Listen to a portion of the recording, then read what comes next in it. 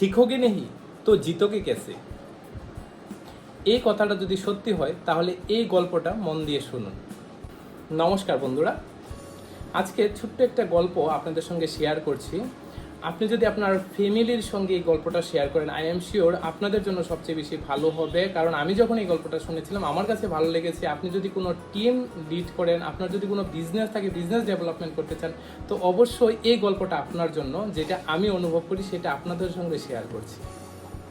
হয়েছেটা কি, একজন ইসরায়েলের জ্ঞানী লোক ছিলেন যার নাম ছিল বুজকাই। তো উনি এত সুন্দর কথা বলতেন, এত জ্ঞানমূলক কথা বলতেন যে ওনার কথা শোনার জন্য দূর দূর থেকে হাজার হাজার লোক ভিড় হয়ে যেত। তো যখন উনি কথা বলছিলেন, একদিন হয়েছে কি, একটা লোক বলে উঠলেন যে আপনি এত কিছু কোথায় থেকে শিখলেন, কিভাবে এত কিছু জ্ঞান আপনার মধ্যে আসলো।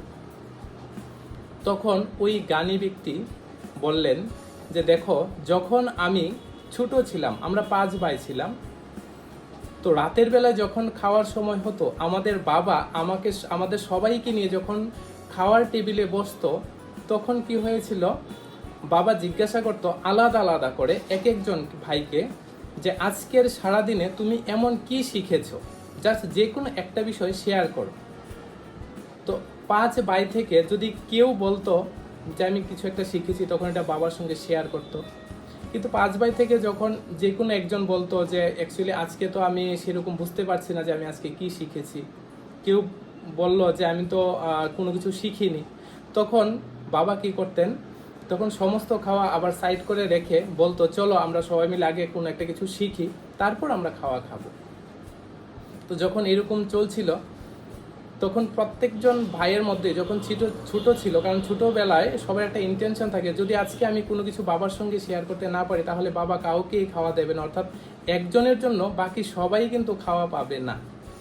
তো তখন কি করতো, তখন বিকালের মধ্যেই, সন্ধ্যার মধ্যে একজন একজনকে জিজ্ঞাসা করতে, এই তুই আজকে কি শিখেছিস যে বাবার সঙ্গে শেয়ার করবি। যদি কেউ বলতো যে আমি তো আজকে কোনো কিছু শিখিনি, তখন 4 ভাই মিলে ওই এক ভাইকে শিখিয়ে দিত যে তুই এইরকম একটা বিষয় শিখে নে, যেটা বাবার সঙ্গে রাতের বেলা শেয়ার করবি এবং তাড়াতাড়ি শেয়ার করব, তাড়াতাড়ি আমরা খেয়ে ফেলবো।